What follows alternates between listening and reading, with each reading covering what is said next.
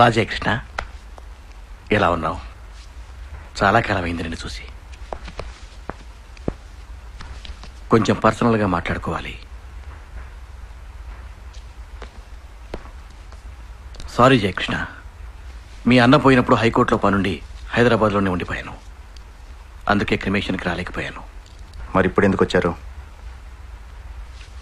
ఇటు మీకు అటు శంకర్కి అందరికీ బాగా కావలసిన వాడిని కనుక మీతో ఉన్న చనువుతో నీకు విషయం చెప్పి పెడదామని వచ్చాను.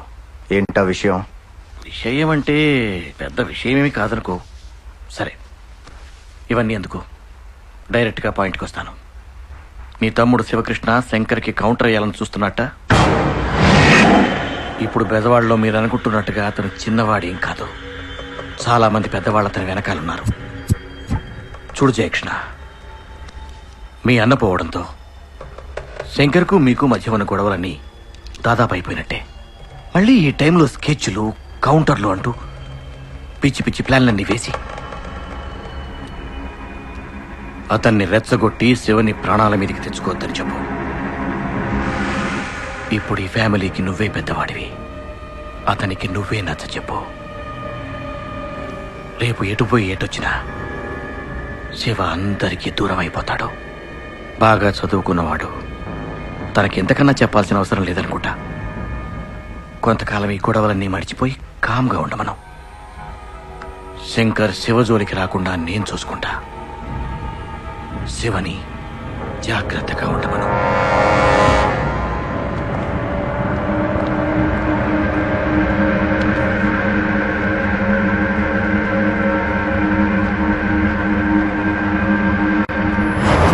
ఏమన్నాడు ఆ జయకృష్ణ?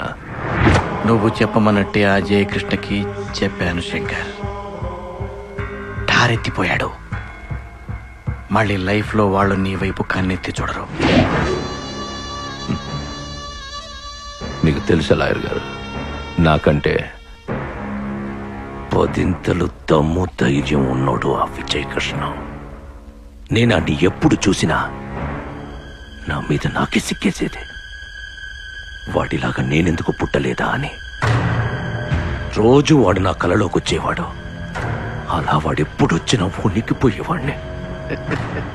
అలాంటి వాడినే లేపేసిన వాడిని వాడి చిన్న తమ్ముడు శివకృష్ణంతో. లైవ్ తీసుకోండి.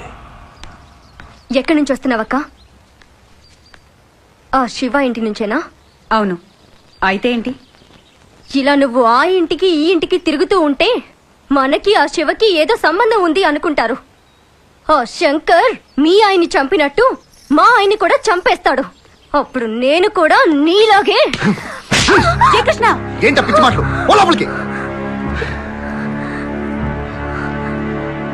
సారీ వదినా, ఇది పిచ్చిది. ఆ శివగాడు చేసే పనులకి నాకేమైనా జరుగుతుందేమని భయపడి చస్తుంది వదినా. వదినా, ఈసారి శివని కలిసినప్పుడు కొంచెం జాగ్రత్తగా ఉండమని చెప్పు వదినా. అతన్ని నువ్వనుకున్నట్టు చేతకానివాడు కాదు.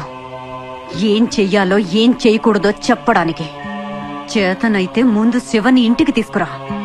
ఓ అన్నగా ఒప్పించి. ఇప్పుడు అతన్ని ఇంటికి తీసుకొస్తే మనం అందరం ఇబ్బందుల్లో పడతాం. వాడు నీలాగా మధ్యలో వచ్చినాడు కాదే, నా తమ్ముడు. వాడు ఎక్కడున్నాడో డిసైడ్ చేయాల్సింది నువ్వు కాదు. నువ్వు ఎక్కడుండాలో డిసైడ్ చేసుకో.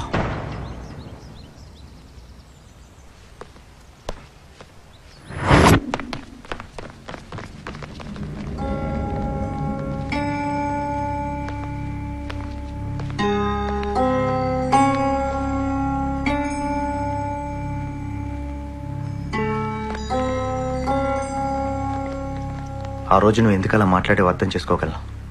అవన్నీ మర్చిపోదాం. కానీ ప్రజెంట్ సిచ్యువేషన్లో నువ్వు ఇక్కడ ఒంటరిగా ఉండకూడదు. అన్నయ్య, నేను ఇక్కడ ఉంటే నా ఒక్కడికే డేంజర్. నేను అక్కడికి వస్తే మీ అందరికీ డేంజర్. అది నాకు ఇష్టం లేదు. డేంజర్ మన ఫ్యామిలీ కొత్త ఏం కాదురా. విజయన్న కత్తి పట్టిన మొదటి రోజే అది మన ఫ్యామిలీ మెంబర్ అయిపోయింది. అన్నయ్య మీద ఏమాత్రం గౌరవం ఉన్నా వెంటనే నాతో రా.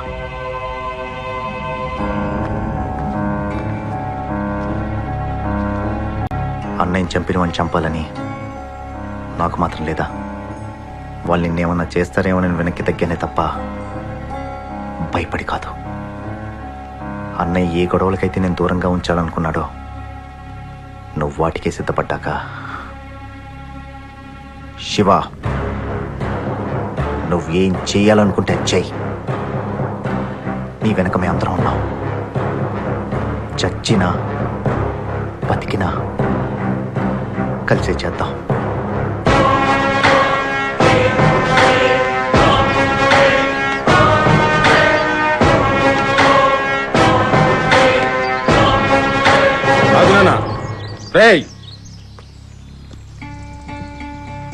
పదనాన్న.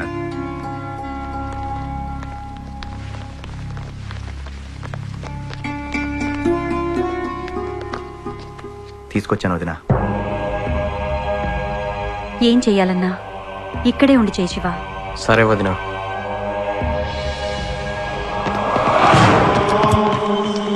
ఏం శంకరు, ఊళ్ళోకా? చిన్న సెటిల్మెంట్ ఉంది, చూసుకొని వస్తాను సార్. రా చెప్తా. కొన్నాళ్ళు ఈ సెటిల్మెంట్లో పోయి ఆపయ్యా బాబు. మీరు అక్కడ ఆగండా. ఆ ఆది విష్ణువు గడికి తిక్క రేగిందనుకో, మంచి సెంటర్ చూసి నిన్ను ఎన్కౌంటర్ చేసేస్తాడు అన్నట్టు అసలు విషయం చెప్పడం మర్చిపోయా. ఎల్లుండి మంత్రి గారు పార్టీ మీటింగ్ అని మన బెదవాడు వస్తున్నాడు. నువ్వు మన అనుకున్న వాళ్ళందరినీ పోగు చేసి పెద్ద ఊరేగింపుగా ఆ మీటింగ్ వచ్చావనుకో, మంత్రి గారు షేక్ అయిపోతాడు. ఆ దెబ్బతో నేను హైదరాబాద్ వెళ్ళి పార్టీ ఆఫీసులో నీ గురించి పెద్ద మేపేస్తా.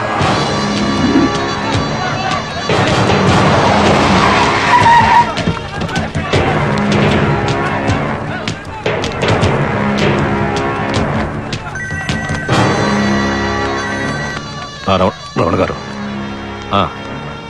వెళ్తున్నా. శివ జాగ్రత్త, మిస్ అవ్వకూడదు.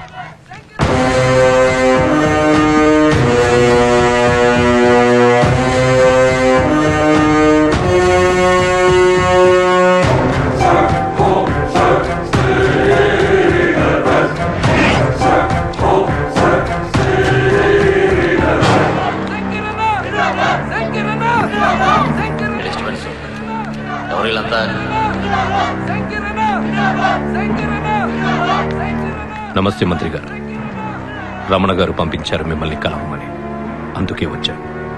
బాగుందయ్యా, చాలా బాగుంది. రావణ్ చెప్పాడు. ఫాలోయింగ్ కూడా బాగానే ఉన్నట్టుంది. ఓసారి హైదరాబాద్ పార్టీ ఆఫీసురా, తీరిగ్గా కూర్చొని మాట్లాడుకుందాం.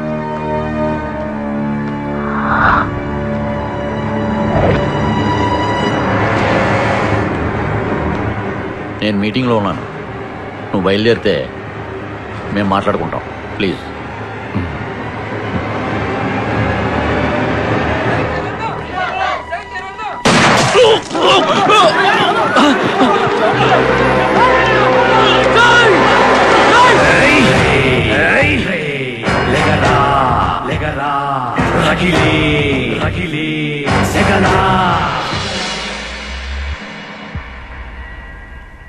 ఏంటి నాన్న వాడిని చంపకుండా వదిలేశావు? అదే డైరెక్ట్ గా గుండెల్లో కాల్చుంటే ఈ పాటికి చచ్చి చరిత్రలో కలిసి ఉండేవాడు నా కొడుకు. మంచి ఛాన్స్ మిస్ చేశావు నాన్న. కావాలని నేనే మిస్ఫైర్ చేశా.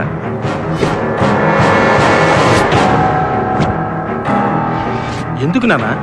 ఇప్పటి వరకు ఏ ఊరు జనాన్ని వాడు భయపెట్టించి పరిగెత్తించాడో అదే ఊరి జనం ముందు వాడు చావు భయంతో పరిగెత్తేలా చేశాడు.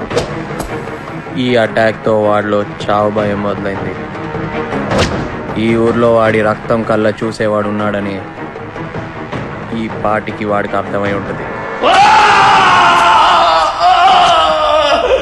ఈ బెజవాడలో వాడంటే పడని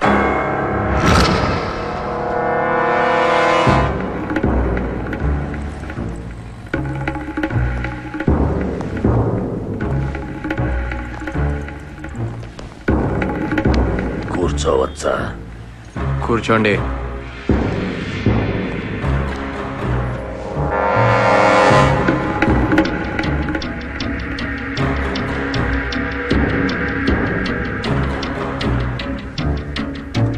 నా పేరు సాగర్ రాజు, ఇండస్ట్రియలిస్ట్ని. నిన్ను కలవాలనొచ్చాను బాబు. నాతో నీకేం పని? నీతో నేను ఒంటరిగా మాట్లాడాలి బాబు. ఒంటరిగానే ఉన్నా, మాట్లాడు.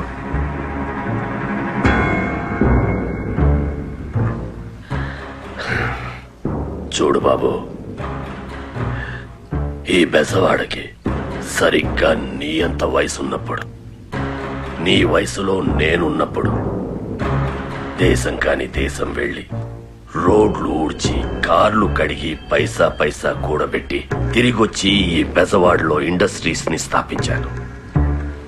డబ్బు సంపాదించాలన్న ఆశతో మాత్రం కాదు, ఈ బెజవాడ మీద నాకున్న పిచ్చి ప్రేమతో. కానీ ఈ బెజవాడ శంకర్ గాడి చేతిలో ఉన్నదని తెలిసాక తట్టుకోలేకపోయాను. చిన్నవాడివైనా ఒక్కడివి, నువ్వు ఒక్కడివే వాడిని ఒంటరిగా ఎదుర్కొన్నావని తెలిసిన తర్వాత నీకు సహాయం చేయాలని వచ్చాను. అడుగు బాబు, ఆ శంకర్ గాడిని లేపేయడానికి నీకు ఏం కావాలో అడుగు. నాకున్న అంగబలం, అర్థబలం, ఆర్థిక బలం నువ్వు అడిగిన మరుక్షణం నీ ముందుంటాయి. ఆ శంకర్ గాడిని లేపేస్తే బెజవాడ మనదవుతుంది. ఏంటే? ఆ శంకర్ గాడిని లేపేస్తే బెజవాడ మనదవుతుంది బాబు. శంకర్ గాడికి నాకు ఉన్న గొడవ నా పర్సనల్ గొడవ. అది నాకున్న దమ్ముని నమ్ముకుని పెట్టుకున్నాను తప్ప నీలాంటి వాడిచ్చే సొమ్ముని నమ్ముకుని కాదు. ఒక సింహం ఒక చిరుత పులిని వేటాడేటప్పుడు వాటి మధ్యలో అనవసరంగా నీలాంటి కుందేలు దూరితే విసిరే పంజ దెబ్బకి పగిలిపోతే. అది కాదు బాబు. నువ్వెవరో, ఎలాంటి వాడివో, నా దగ్గరికి ఎందుకు వచ్చావో నాకు బాగా తెలుసు. శివ, ఈ ఊళ్ళో మాలాంటి ముసలి వాళ్ళని కాదని మీ కుర్రాళ్ళు. ఇంకొక్క మాట నువ్వు నాతో మాట్లాడితే నా చేతిలో ఇప్పుడే ఇక్కడే గ్యారంటీగా చేస్తావు. పోరా.